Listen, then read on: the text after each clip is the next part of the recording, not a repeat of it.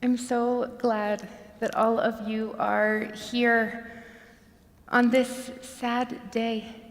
It's beautiful to see your faces in a moment that I know breaks so many of our hearts as we have the hard job of saying goodbye to Nancy Nowak, a woman who was influential, at the very least, in so many of our lives.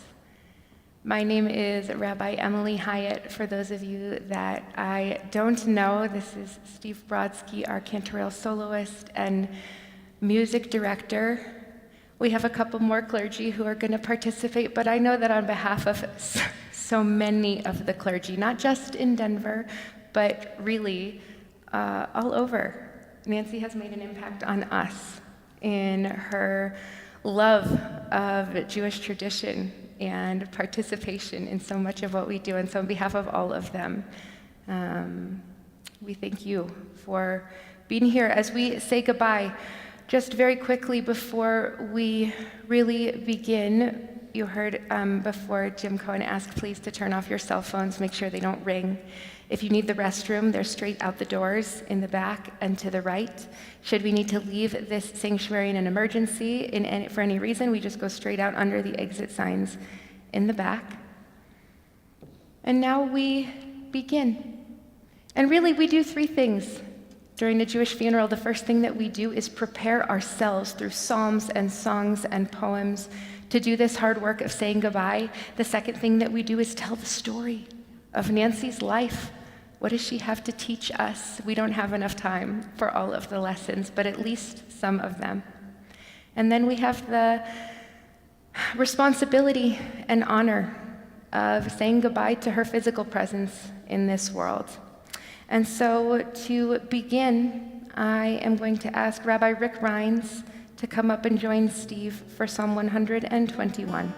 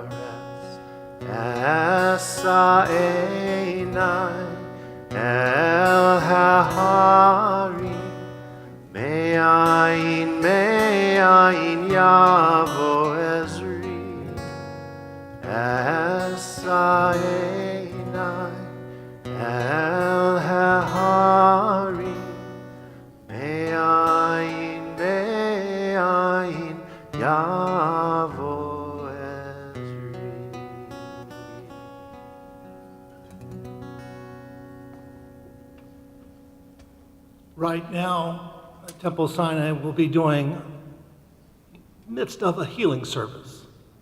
And Nancy would turn in, even in the midst of her own battles, in order to help us lift our eyes up, to bring some comfort, to bring wisdom, to bring strength.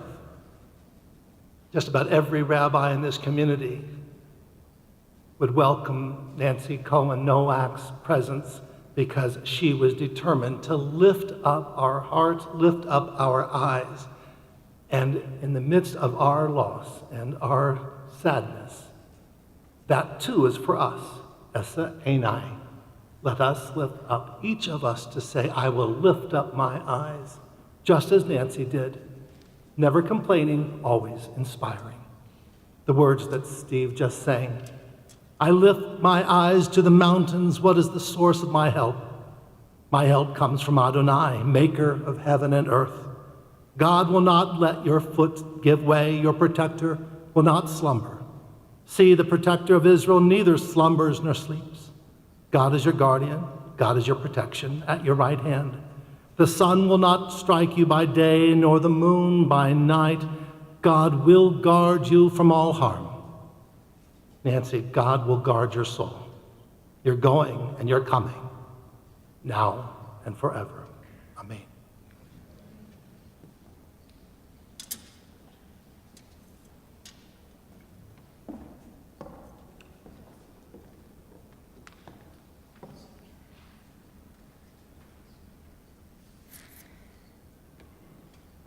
It is not surprising that when tasked with this sort of unimaginable task of telling the story of Nancy's life, that there are a number of people who are going to help us to do that. And when we think about what that means to tell her story, it helps to remember that you can't really see something when you're in it. You can't really understand an experience or a full picture when you're living inside it. And it's not until Monday night, when we lost Nancy, that her life became a whole, not a work in progress. And so now that it has on it its finishing touches, its end, we get to look at that story as a whole in its entirety and tell the story, to find the pieces of what is important to us in it, to pull out and to help us. And so in a moment, we're going to hear from a number of people who are going to speak on behalf of Nancy's story and the impact that she had in so many lives. But I want to give you a framework first. And so there's a story that is told about Michelangelo, the artist. And he's often called a person who had 4 souls because he was an architect, and because he made sculptures, and because he painted, and he wrote poetry, and so his art is so diversified, and so they said he had more than one soul. And so when, at the end of his life, Michelangelo was laying on his deathbed, and his friends were gathered around him, gathered at his bedside, and they were devastated at the idea of a world without him. What would the world feel like when he was no longer in it? And they said to him, Michelangelo, how will Rome get by without you? And with his final breaths, goes the story, he waved his hand toward the open window next to his bed and at the city that was beyond it, a city that was filled with him, with his creations, with his buildings and his art and his poetry and his sculptures. And he said, Rome will never be without me, because he's there, he's in it, and it isn't without him. And so as we begin this project of telling the story of Nancy's life, we know that this world will never be without Nancy. She has given us so much. And so we have the opportunity to take a few moments today to identify those gifts that are, in whatever way it took shape, those memories and all of the pieces of her that we will see all the time as we walk through the world, and we know that we get to keep her with us. We will never be without her. And so it is my great and very sad honor to call up her daughters, Karen and Julie and Stephanie, to share with us their words.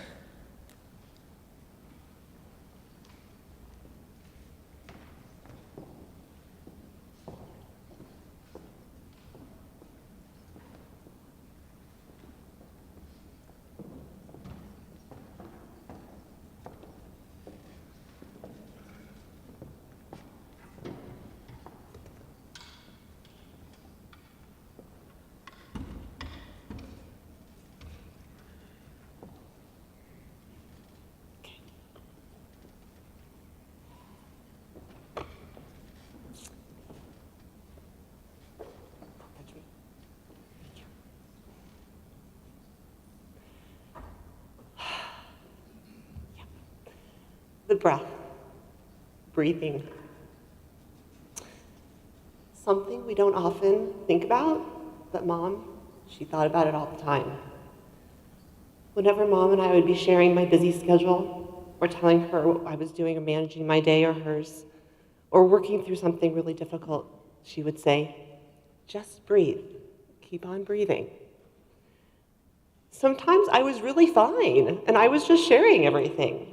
Sometimes I needed to stop and breathe. Other times, she needed to breathe because just hearing all I was doing and balancing seemed overwhelming to her as a mom.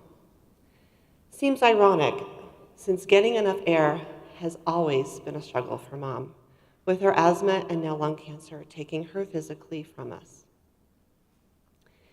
In the last 10 years, the power of the breath and self-reflection through Qigong, Musar, Kabbalah, and other practices guided and calmed her daily. I'm Julie, the middle daughter, Mom's jewel.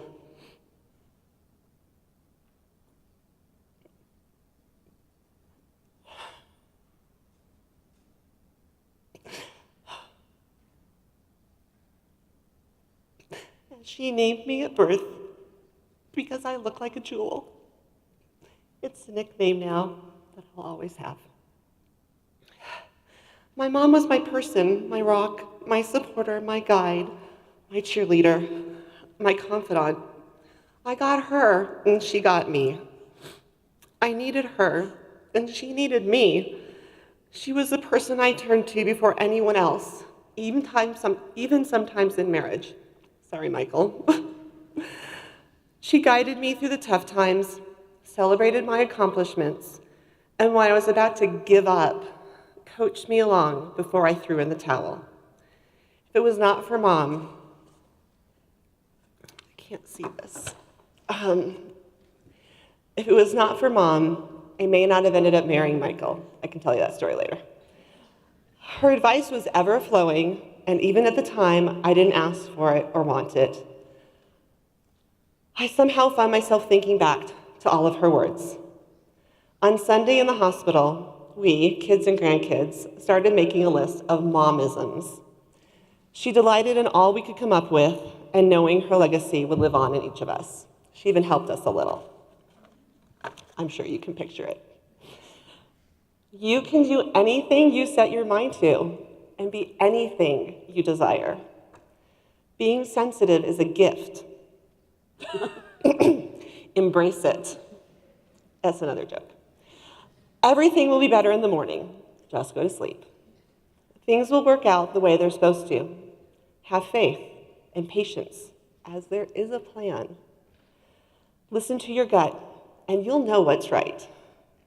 Always wear clean underwear, just in case you get in a car accident. You might have to go to the hospital. Lower your expectations. I'm still working on this one. May this be your biggest problem. She would say this when we were complaining about something that really wasn't a big deal.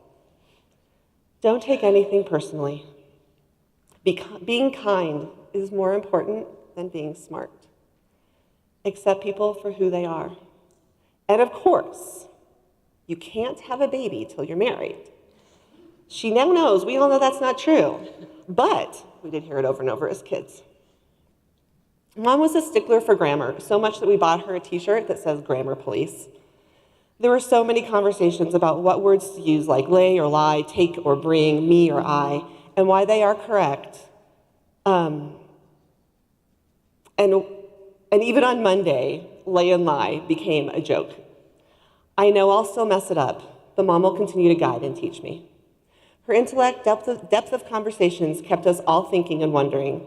At meals, gatherings, or holidays, she would pose questions for us either on paper plates or cards that were on the table, sometimes embedded in the Passover Seder. Of course, we would moan and want to participate. Lo and behold, found ourselves using these cards just 2 nights ago at dinner and having a really great time. She lives on. We say this Shehekiano at almost every family gathering or dinner, especially during Shabbat, and there's always something to be thankful for. I am forever thankful for my mom for instilling in me the traditions of Judaism in my life. Her soul and voice will be at our tables forever. I was blessed with the gift of a rich and wonderful mother-daughter relationship where we both benefited from it daily. We shared our career choice of education and spent hours talking about state of education, what is right for kids, the holes in our system, and my elementary school students. Plus, she got frustrated when I would share about my college students who just shouldn't be teachers. Don't worry, faculty, I didn't use any names. We got each other. We enjoyed each other's company, talked daily, and if I didn't hear back from her, I'd worry if she was okay. Our daily conversations grounded both of us, especially after Dad was gone. We talked about parenting, the ups and downs, relationships, and how to balance all the world throws at us. We may not have circled the globe or even nook and cranny of Denver together, yet my life with my mom has been all I could have asked for and more. Mom's favorite place was on the beach, with sand between her toes and the waves crashing on the shore. She and Dad bought the current house because there was water, maybe just a few small lakes, but water. She taught us from birth how to build sandcastles, bury ourselves in the sand, jump waves, collect seashells, and find the beauty in the ocean. The last big trip or vacation we took with her and Michael and the boys was to Jacksonville, Florida, simply because there was a beach and the resort had all we needed. When I picture Mom in her happy place, it's the beach. When she couldn't be on the beach, she loved watching her kids and grandkids play soccer, dance, sing, playing concerts, or anything that showed them that she loved them. Supporting them was her #1 priority, and pained her when she was not well enough to do it any longer. She showed them so much love, and they caught it, as you will see. So Mom, Mama, as I would yell as I walked in the door, Grandnan, Nan, Nancela, Nancy Jane, my guide, my person. I am thankful we chose each other. Thankful for all the years we had. Thankful for the laughs, the tears, the arguments, the makeups, and all you gave me. You will always be with me as you live on within all of us. I love you, Mom. Yes, you can touch me now. Just makes me cry.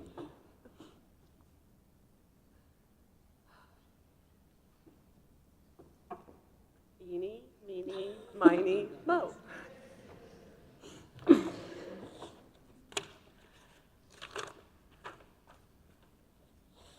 Probably should have made that. I'm Stephanie, the baby of the family, as Mom called me Goo, Steffi Beth. No one's allowed to call me Steffi but Mom. Mom and I had a somewhat complicated relationship for the last 46 years, but I wouldn't change a minute of it, as that's who made us who we are. While our views on life were very different, the past few years we were able to both accept each other for who we were, differences and all. Mom was the epitome of unconditional love. I wasn't the easiest child. challenging her in every which way until almost the very end, but she never stopped loving me. I remember her saying, "I might not like what you're doing, but I will always love you." I tested it. She wasn't kidding. Mom showed my girls the same level of love, shared as much of her wisdom about life as possible with them, instilling in them her core values about acceptance, kindness, strength, and love. Each of them had a completely different relationship with her as she saw them, and the three of us as individuals with different personalities and needs. Such an amazing characteristic. Some of my favorite memories of Mom that will stay with me forever. Telling me stories about when I was a baby. I made her recount these endlessly at night as our nighttime routine when I was young. She would do the Richard Simmons workouts, which drove me crazy because I wanted to use the TV, but she was very good about doing those. She would be painting her nails on the way to temple almost every single time. Dancing with Dad. They would make a beautiful pair on the dance floor. Watching Saturday Night Live together when it was good, while we ate chips and salsa. Holiday meals. Such an amazing, amazing cook. Playing games like Scrabble, cards, Boggle. She did not like to lose, though, so I chose not to play Scrabble with her very often because she was so competitive and I knew I would lose. Making drip castles on the beach, on every beach we encountered, including sandboxes. Collecting shells, making Play-Doh. Finger food night for me because I didn't like to use utensils. Her boyfriend, Frank Sinatra. Scratching my back as often as possible, playing with my hair when I let her, letting me do her hair, which was not a pretty sight, but she totally put up with it. One of my favorite things that I think of often, definitely will tonight, and Julie mentioned this as well. Mom would always say, "Everything will be better in the morning." Mom, there's a hole in my heart with you physically gone, but your presence and love will be with me forever. I am happy you are at peace.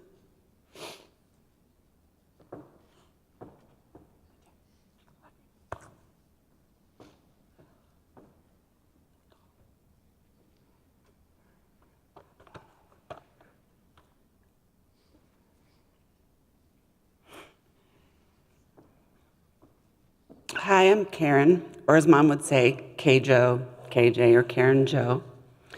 The oldest of the three. I was born when my dad and Mom lived in Fort Belvoir, as my dad was ROTC in college. Stories of my birth are vivid for me. Mom, thanks for dealing with a breech baby for your first labor.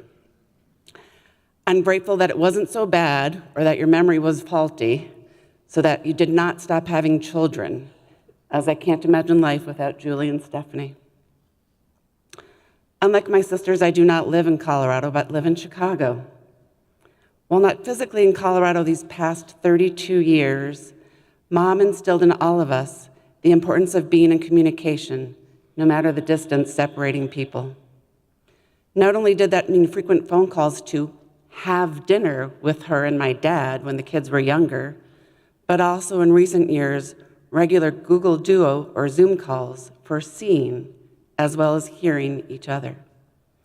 In fact, just last Friday night, Bob and I, my husband, used Google Duo to call her to welcome in the Sabbath together by singing the prayers for the Sabbath candles, wine, and challah. A tradition that we grew up with was Mom lighting the Sabbath candles, and after reciting the prayer, asking everyone at the table to respond to the prompt, "What are you grateful for this past week?" We continue to do that, and this week, my gratitude will be sharing that I'm grateful for a mother who instilled in us the value of family, of taking care of yourself and your well-being, and of thinking about the meta questions in life, things that are bigger than any one of us, but that impact our society and our own well-being. The following is my abbreviated list of what I associate with Mom. Mom is love. Notes scribbled on notepads, backs of envelopes, steno notebooks, newspapers, and receipts. Little vials of eye drops all over the place. Spirituality, lipstick, all the time, sometimes wiped from her front teeth. Sour cream and cottage cheese with or without potato chips. Fingernail polish applied as we're leaving the house for Shabbat services. Amazing chicken cacciatore. Deep thinking, Kabbalah, philosopher, Dalai Lama-ish. Believer and practitioner of many things considered alternative, ahead of her time with organics, single-handedly keeping the homeopathic industry in business. Jugs of water everywhere. Buffalo, Ted's Fries, Crystal Beach, Chatham Drive. Collector of clergy all across North America. She could probably write a good blog about different kinds of Shabbat services, the pros and cons of each. Tinka, that jelly goopy stuff that comes with gefilte fish. Chopped liver, beef tongue, sardines. Bestower of musings, learnings, advice, and a lot of opinions. Baths, long, long baths. Late morning riser, smart, sensitive, beaches, sand, and water fountains, Labatt's beer, and apple pie. Mom frequently told me to say one more sentence. She complained that I never said quite enough. No doubt she might comment similarly if she heard this speech. But my sisters have done a wonderful job sharing, and I know that other family and friends will be doing so after me. And I have to save some stories for the upcoming Shivas. If you are joining us for any of the 3 planned gatherings over these next 3 days, I look forward to hearing your own stories associated with my mom. Thank you for being here, for celebrating my mom, and for comforting all of us.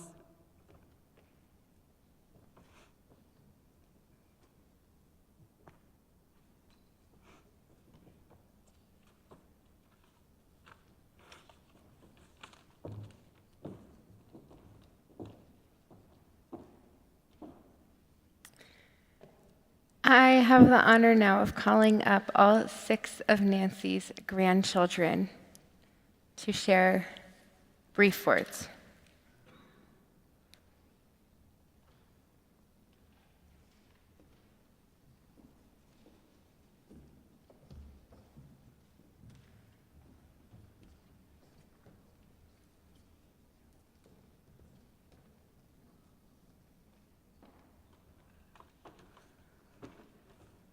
I am Paul.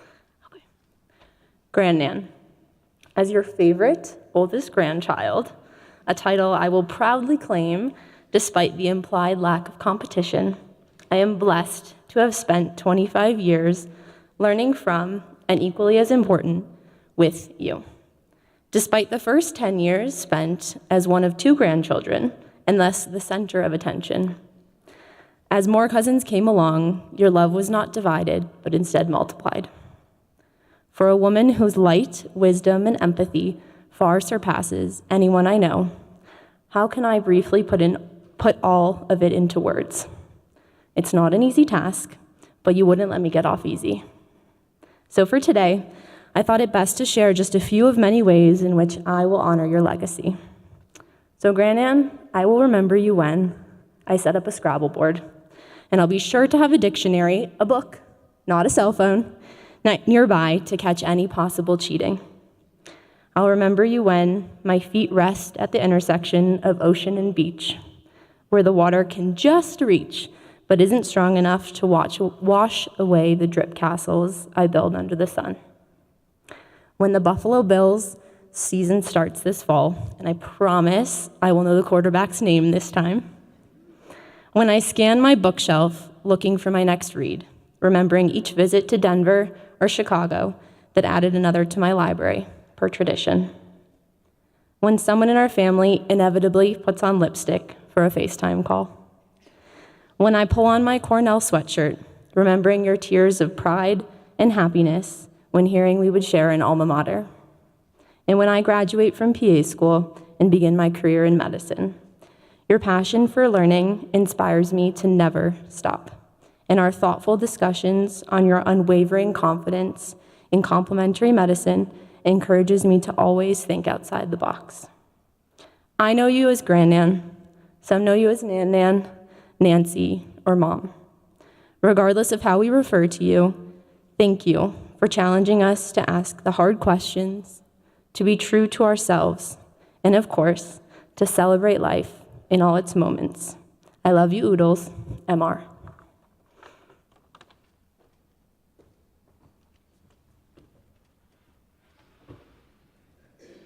I'm the tallest in the family. For those of you who don't know me, I'm the favorite oldest grandson. Megan holds the distinction for favorite oldest grandchild. Adam is my name. Both myself and my sister had the privilege of growing up into adults guided by our grandmother, and for this I will always be thankful. Grandnan, as my sister already mentioned, is what Megan and I call our grandmother. We're part of the older generation. Nan is the new version. It never caught on for us. She has always been one of my fiercest advocates and spiritual guides. This morning, I'd like to share a story about my grandmother and one of the first times she helped guide me. Years ago, thank you, Dad, for this, I was given an assignment in elementary school to write a short paragraph about somebody who means a lot to me. At whatever age I was when I wrote this, I decided to write about Grandnan. My dad recently found this buried in a pile of my grandmother's belongings, as I must have sent it to her once I got my grade of A- back. It was titled, My Favorite Relative. Sorry to all of my other relatives. You are all a close second. And I'd like to read this piece that I wrote today. My Favorite Relative by Adam Lewis. My grandma meant the world to me. She always played board games with me. We usually played Monopoly. I mostly beat her every time. She'd fake cry and then start laughing. We'd always make jokes about the properties and laugh together. This is how my grandma meant the world to me. And there's a picture of a Monopoly board on here. For those of you who know me, I'm an avid board game cheater. And one of my earliest memories is cheating in Monopoly with Grandnan. She, of course, caught me red-handed, but instead of reprimanding me, she laughed. I've been blessed throughout the years to have a wonderful growing relationship with my grandmother, and I am so thankful for all of these memories and guidance I have received. Thank you.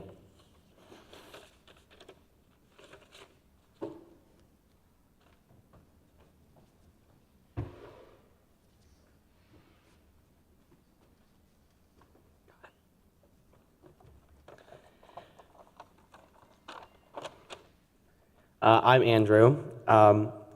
Here I go. All right. Well, Nan, I didn't know you'd be gone this early or this fast.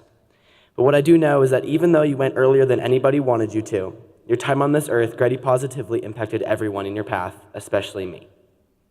So I thought I would share some of your most prevalent impacts on me in front of the people that care for you the most. Some of your best traits include acceptance and being a good-natured person, to where you will always look for the best in people. Even when Aaron and I run on the treadmill downstairs, even when you tell us not to, you still respond with a laugh and the utmost care for us. When all of us are being crazy at the dinner table for Shabbat dinner, you always have the most patience ever, and then eventually teaching us a lesson that sticks with us forever. I remember many years ago, we went to the firehouse and gave the firemen some money with a note about how it was our good deed to help them out. Even though back then I only wanted to go so I could see the fire truck, looking back, I see how much experience and your generosity formed me into who I am today.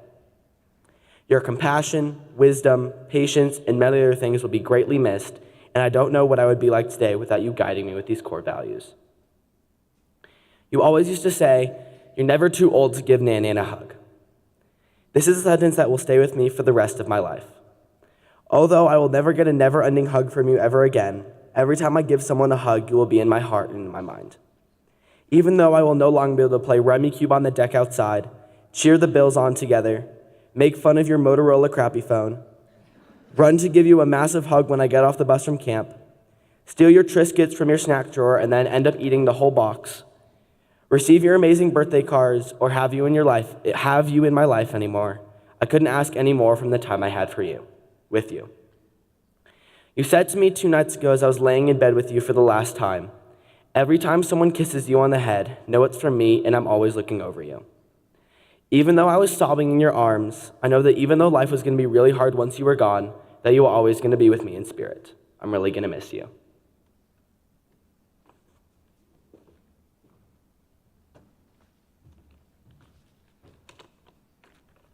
Hi, I'm Erin McGee, and I love how Nana always had the right advice. She always knew what you needed and what you wanted, no matter even if you didn't like it. And right before she left, she told me that we should not be sad for all the time that we're gonna miss. We should be happy and grateful for all the time that we had with her. And I feel lucky to have spent almost 13 long years with her. I am looking forward to the future while still remembering the past, as she would have wanted us all to. And I am really lucky and super grateful that I got to say goodbye to her one last time.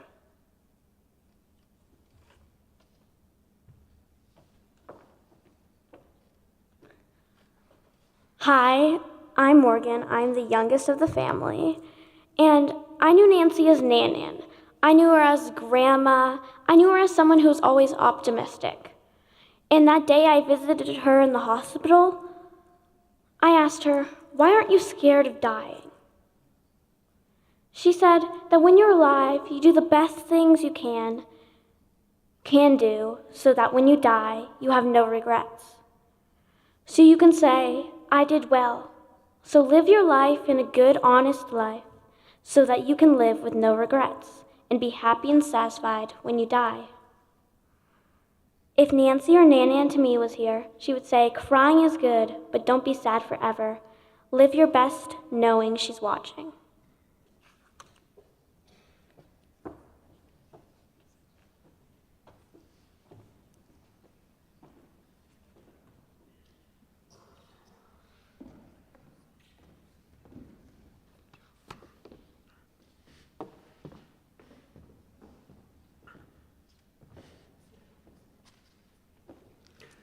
Nancy loved many things and many people, and she was loved by many, and one of the things that she loved was music. We tried to find a Frank Sinatra song, but we couldn't come up with one. That wasn't too kitschy. But then we thought about this.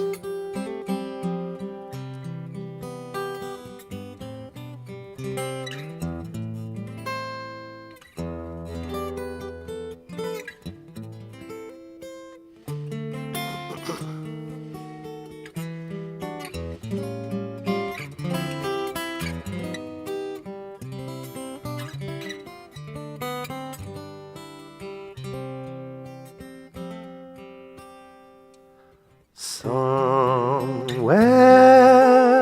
over the rainbow, way up high, there's a land that I've heard of once in a lullaby.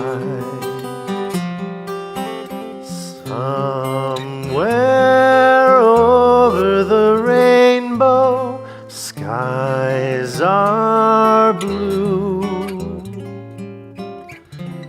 and the dreams that you dare to dream really do come true.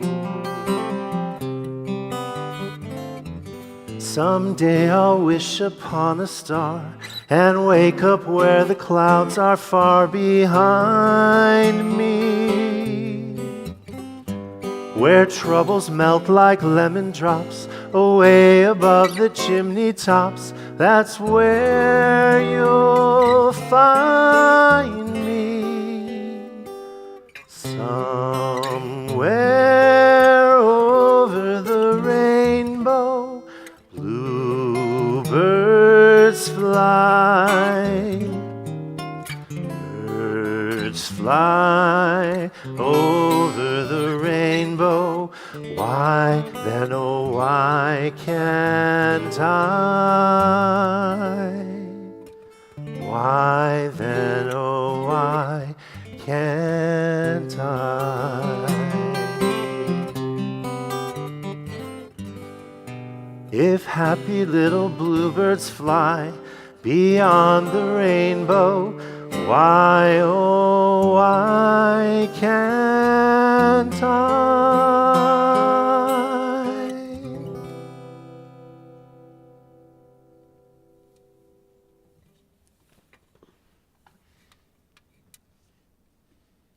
It is my honor to call Susan, Nancy's sister.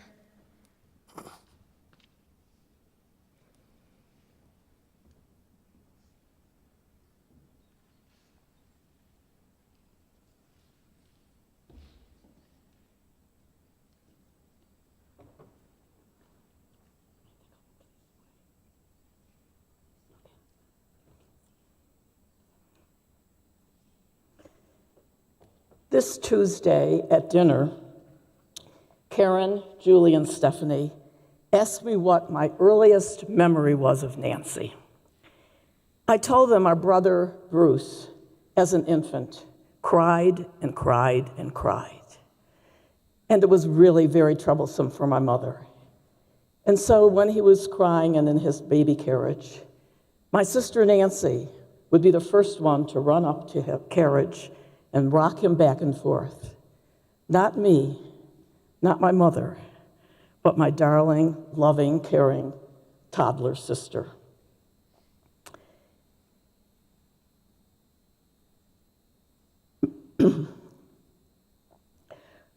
Other memories. Our trips after dinner to the candy store to get ice cream, but not before we got permission from our father.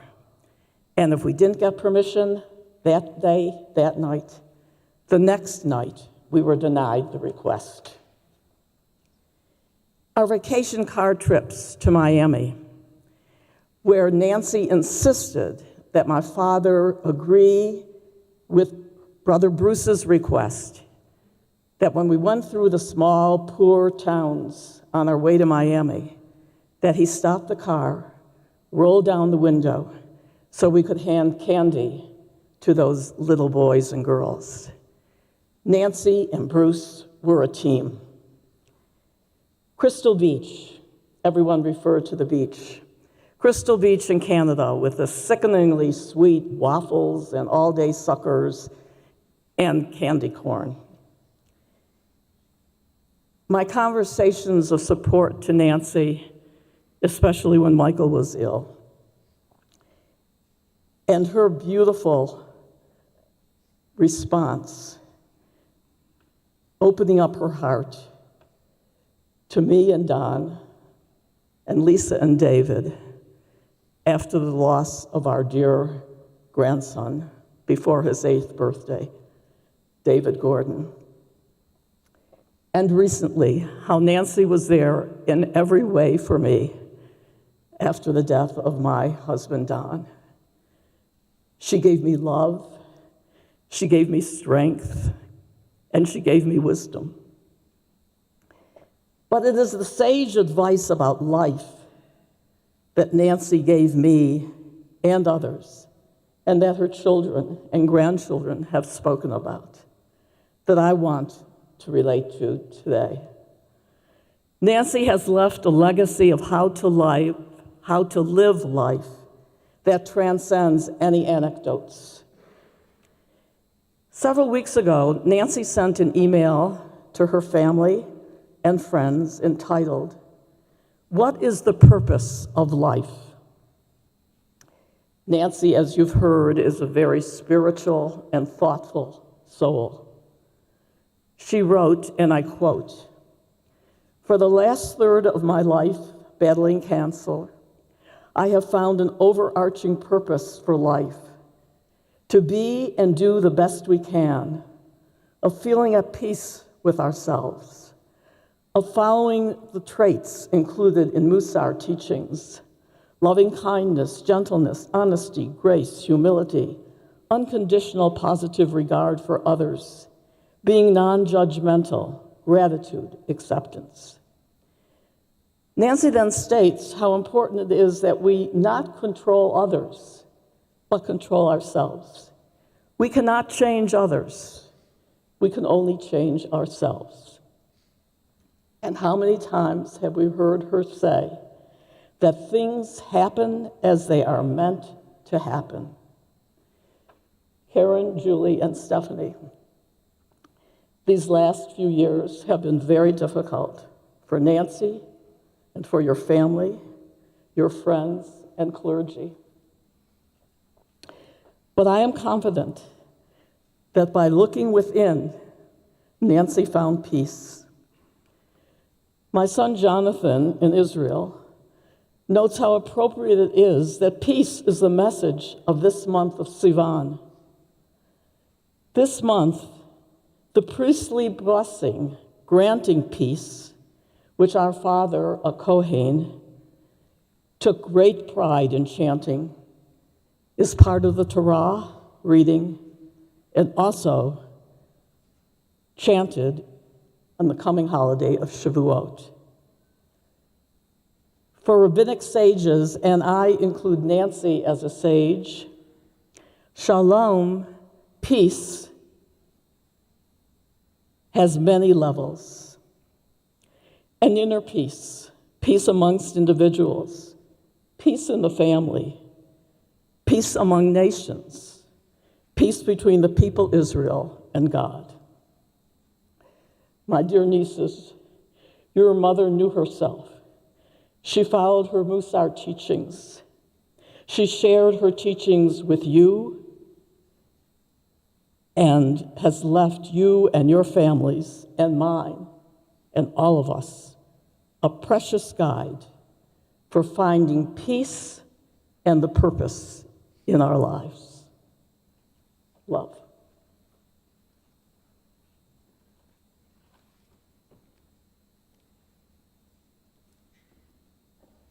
I invite close family friend Margaret Balanoff.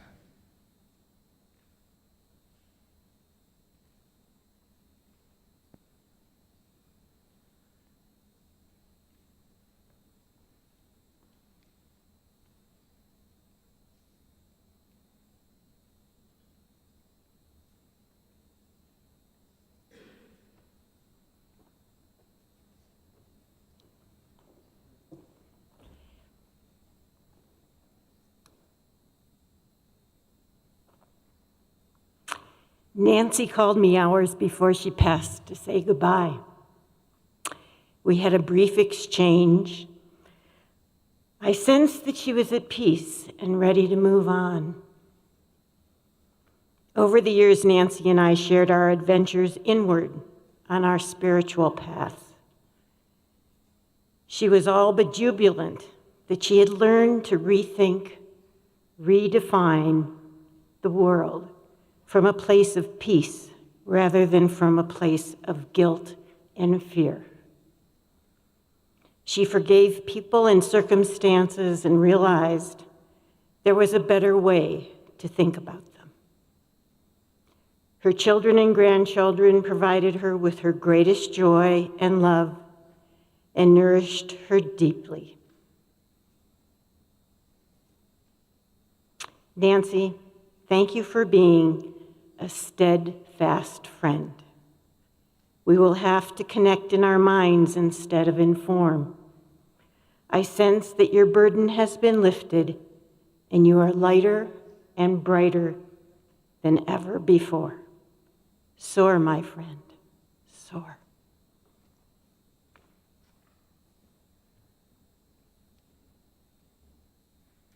Nancy's son-in-law, Bob Lewis.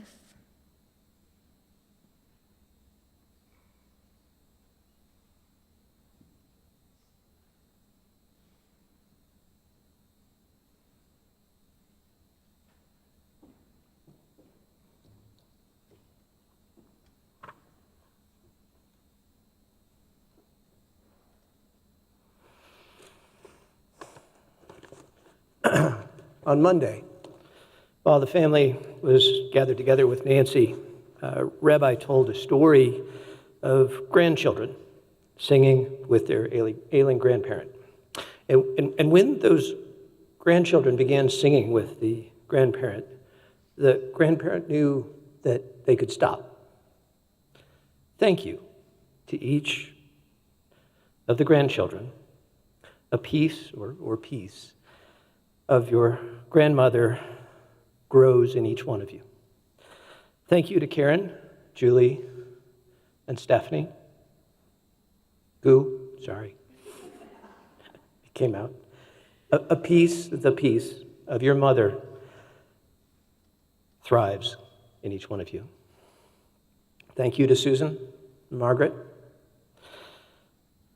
A piece of your sister and your friend, and to all the friends here, thrives in each one of you. I'm Bob Lewis. I'm Karen's husband and the longest-serving son-in-law. That last part is actually important because it gives me a bit of free license to celebrate Nancy in these next few minutes. Back in 2015, some of you may have been present, for her retirement party, Nancy asked me to prepare her eulogy. In fact, channeling Yogi Berra, she said, "Bob, I don't want to wait till I'm dead to hear what you're going to say about me." In fact, then my opening line, and here I quote from 2015, usually I only get to do this when someone dies. I'm pretty sure Nancy's not dead.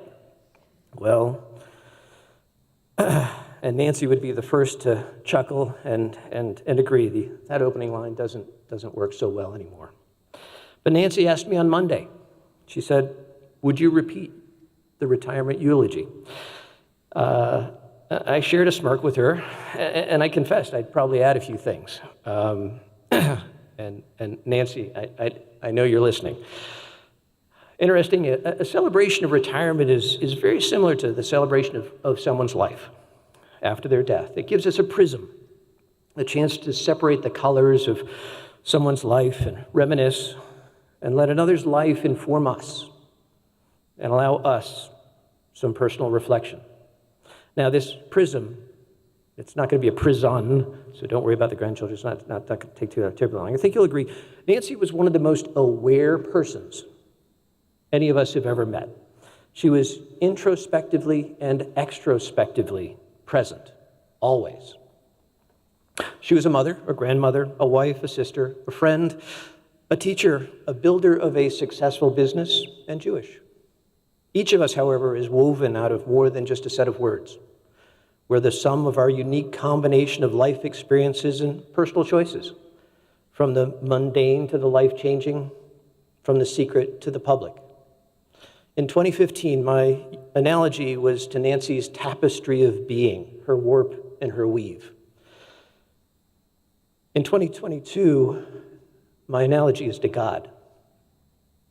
Indeed, looking out on this crowd, I see many impressive women, among whom are many mothers-in-law. And here, I remark on the similarities between God and mothers-in-law. First, God is there to receive requests, the askings, the beseechings. Each year, we pray to God that we will be written in the book of life. We beseech much of God, and God listens. Mothers-in-law, Nancy, are also here for the askings, the requests, the questions, and Nancy listened. Imagine for a moment you're a 25-year-old Episcopalian altar boy from western suburban Chicago, that's deeply red Chicago, Illinois, who grew up thinking that two high school classmates who wore those little caps on their heads couldn't find the right size baseball caps. Kippah? What's a kippah? That was me. You get dropped off by your then girlfriend at her parents' home to meet the parents for the first time, and she immediately abandons you for a bridal shower. I asked, and was asked, about religion and politics and even my long-term plans for their daughter. And there was no girlfriend-daughter buffer. Ugh. I passed the test, but it was a doozy, and this goy kept asking questions of Nancy. Nancy was nothing but gracious and welcoming in my asks, including when I asked for her oldest daughter's hand in marriage a short while later. Rumor has it that she nodded vigorously when Michael responded, "Bob, you are our best and only hope." There's the askings, and then there's the tellings. God tells us, commands us, lots. Some of us stopped counting at the first 10.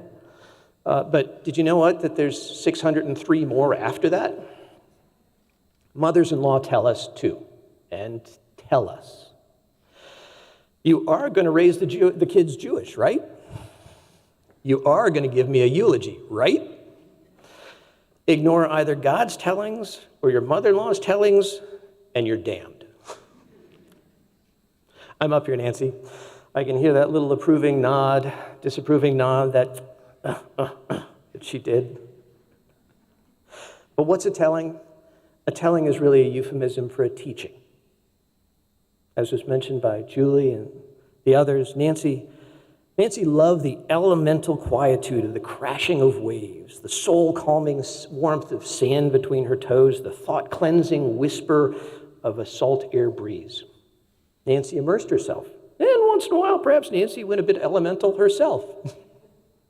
And may have, while sunbathing topless, forgotten that her son-in-law and very young grandson were right down the Mexican beach. Oh, the lessons your mother-in-law will teach you.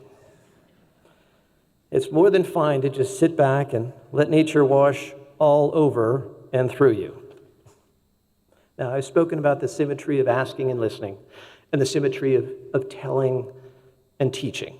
But the most powerful symmetry between God and mothers-in-law, and this is the one we sometimes forget, is the gratitude, the thanks that we must each extend to them. We thank God for the many blessings of our lives, our health, our professional success, our families, our friends, our memories. I started by recognizing with thanks to each of the grandchildren and daughters, sister, friends. I conclude with a similar round of thanks. Nancy, thank you. My mother-in-law, for each of your answers to my askings. Thank you, Nancy, my mother-in-law, for each of your tellings and teachings. Thank you, God, for Nancy and the certainty that her memory will always be for a blessing.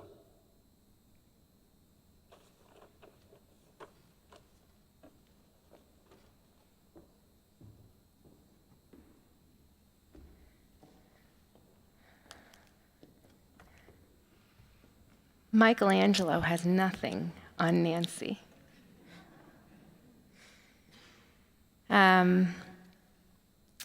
Nancy was born in 1942 in Buffalo, New York. And she grew up a student who couldn't wait to become an educator. She went to Cornell, like most everybody else, a lot of everybody else, which is where she met her husband, Michael. They got married the weekend before they graduated, is that right? Yeah. And then they moved to Virginia, back to New York, and then out here to Colorado. And in that process, all three girls were born. And Nancy served as an educator, an early childhood educator, a religious school educator, informal educator for her whole life. And then she went back to school and got her social work degree and began to advocate and work with children who were in homes that were going through divorce. And she even started her own business, and her business was teaching parents who were going through hard minutes how to take care of their kids, even on those hard minutes. And as you heard, the wisdom that Nancy shares with each of us that we are going to take from her is diverse and rich and magnificent and in all kinds of different things. But one of the things that I noticed, which I didn't anticipate, was that the first 6 people that got up to speak were going to tell you what they called Nancy and what Nancy called them. What a fascinating thing to have seen, that those names felt so important to them as they were telling their stories of who this person was in their life. And so we share, yes, the history and the memories and the biography, and also the names, what you called her and what she called you. And so we conclude the telling of her story with a poem by our poetess Zelda. Each of us has a name given by God and given by our parents. Each of us has a name given by our stature and by our smile and given by what we wear. Each of us has a name given by the mountains and given by our walls. Each of us has a name given by the stars and given by our neighbors. Each of us has a name given by our sins and given by our longing.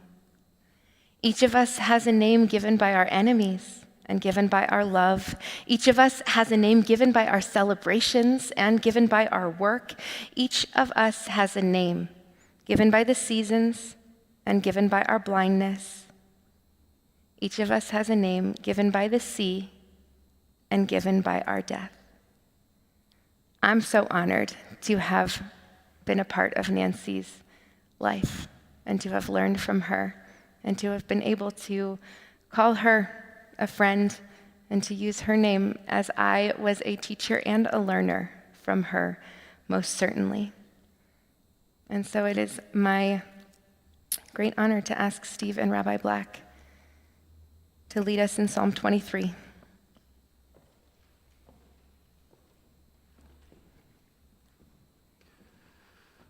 Before we chant the 23rd Psalm, I want to share one last piece. Every few years here at Temple Emmanuel, we offer a class called Emmanuelders. And it's for people over the age of 50 who want to study the book of Ecclesiastes and write an ethical will. Nancy has written many ethical wills, as her family will agree. And she took the course. She could have taught the course, and in many ways she did. And she sent me, over the course of the summer, pages and pages and pages of her legacy that she bequeathed to her family and friends. And I'm going to read just an excerpt of one of them. She took the words, "Grow old with grace," and she made them into an acronym. The original one was over 1,500 words. I've boiled it down to a little over 200. So this is just a taste of her wisdom. Qualifying statement: if you follow the below, you will actually age gracefully and not grow old. Here's wishing you well on your journey. Grow. G. Give of yourself to others. Volunteer. Offer help. G. Grandchildren, love them, honor them, model love and kindness to them. Grief, it has its own life. Feel it, embrace it, give it time to dissipate. Do grief your way. That's the right way. R. Respect yourself. Recognize your strengths and limitations. Refrain from focusing on negative people or news or thinking. O. Own up to your mistakes. Order. Generate order in your life. It yields comfort and groundedness. W. Watch others who seem to grow old gracefully. Follow their example. Old. O. Offer suggestions, opinions only when asked to do so. Did she follow that one? I didn't think so. L. Laugh often. Find things to laugh about every day. Learn new things. Study Torah.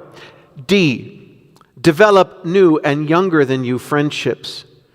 Don't take things personally. Do your best always. With. W. Worry not about what others think of you. Watchword of our faith, recite the Shema often. I. Integrate spiritual Musar teachings into your being. Ignore rude or inappropriate comments of others. T. Trust that things will work out. Take time to just be. H. Health matters. Do what it takes to stay healthy. Eat healthfully. Get adequate sleep, exercise, and grace. G. Gratitude. Live in gratitude. There's always something to be grateful for. R. React to others gently without judgment. A. Allow yourself to grow or change. Accept life as it is and smile a lot. C. Create. Nurture your creative self. Sing, paint, cook, draw, cook. Write, dance, knit, listen, or play music. And E, expect to be alone. Although you're never really alone, God is always with you. Relish alone time. Become your best friend. E, exercise regularly and engage in tzedakah. So many lessons on her journey of life. And as we contemplate her journey, we rise now for the 20... No, we don't rise. Stay seated. I'm sorry. I'm going to ask Steve to chant the 23rd Psalm. Adonai roi lo echsar bino deshe yarbitzeni al mei menuchot yenahaleni. Nafshi yeshovev, yancheni v'magle tzedek. Yancheni v'magle tzedek leman shemo. Gam ki elech begetz almavet lo irara ki ata imadi. Shivtecha umishantecha heima yenachamuni.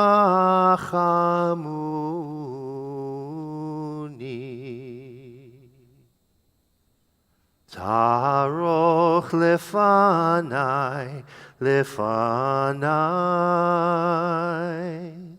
Shulchan neged tzorirai.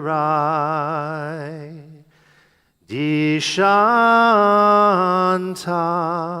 vashemen roshi kosi revaya.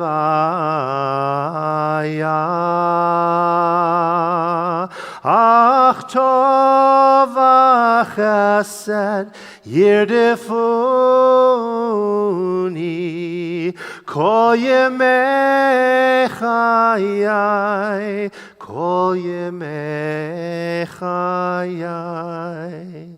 V'shavti bevet Adonai leorech yamim.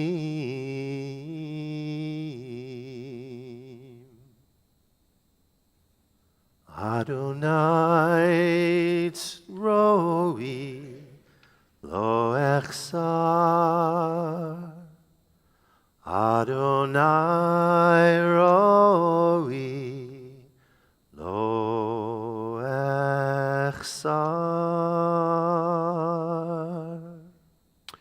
If you have the text, please join with me. Psalm 23, a psalm of David. God is my shepherd, I shall not want. God makes me lie down in green pastures, leads me beside still waters, and restores my soul. You lead me in right paths for the sake of your name. Even when I walk in the valley of the shadow of death, I shall fear no evil, for you are with me. Your rod and your staff, they comfort me. You have set a table before me in the presence of my enemies. You have anointed my head with oil, my cup overflows. Surely goodness and mercy shall follow me all the days of my life, and I shall dwell in the house of God forever.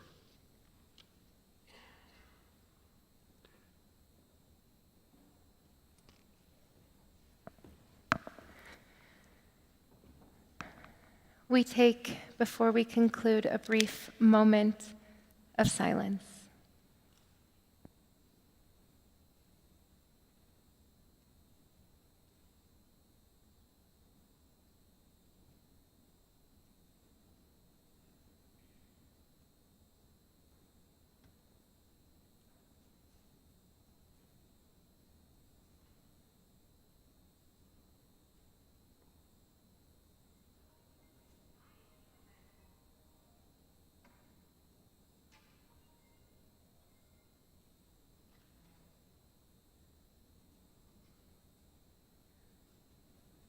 We rise as we are able for our memorial prayer.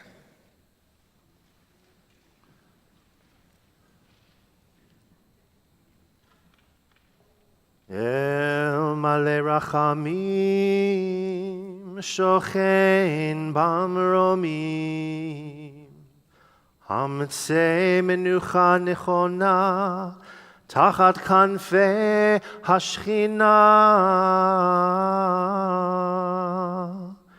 im kedoshim utehorim kezohar harakia mazhirim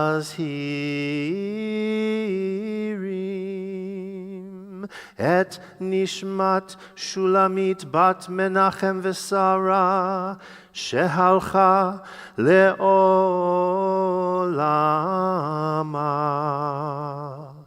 Bal harachamim yastireha b'seter kenafav le'olamim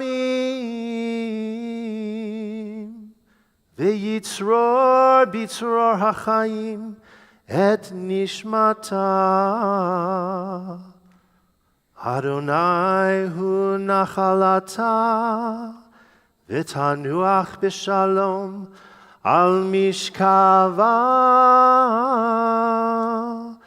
v'nomar Amen.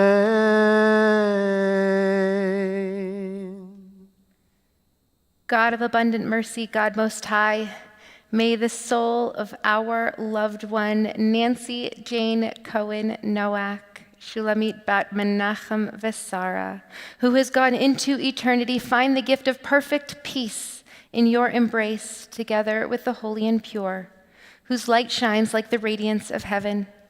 Compassionate God, hold her close to you forever so that her soul may be bound up in the bond of life eternal.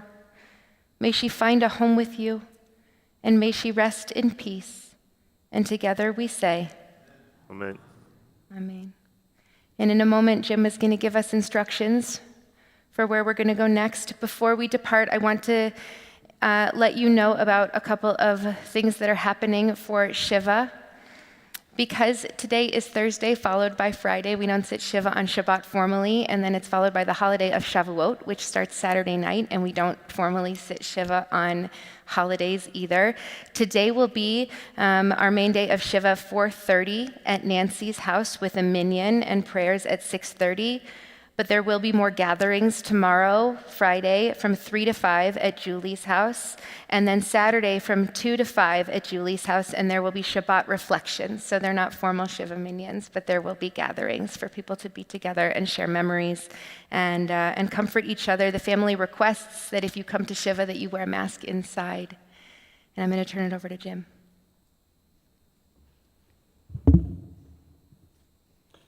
Ladies and gentlemen, that does conclude our service here at Temple Emmanuel. We will have interment at Emmanuel Cemetery. We do have an escorted procession today, so if you'd like to join us for the burial, we'll ask you to return to your cars as quickly as possible. Start lining up. You're welcome to start lining up facing the southeast exit of the cemetery. Those who are not going to the cemetery, if we can ask you to give way to those who are, and ask you to use the north exit out of the parking lot. We'll ask you to remain in your places at this time as we escort the casket and the family out to their cars. If you happen to run into the family in the hallway, restroom, or anything, please allow them to finish what they need to do and get back to their car. We do need to get to the cemetery, and we don't want to be delayed too much. I'll invite the pallbearers forward.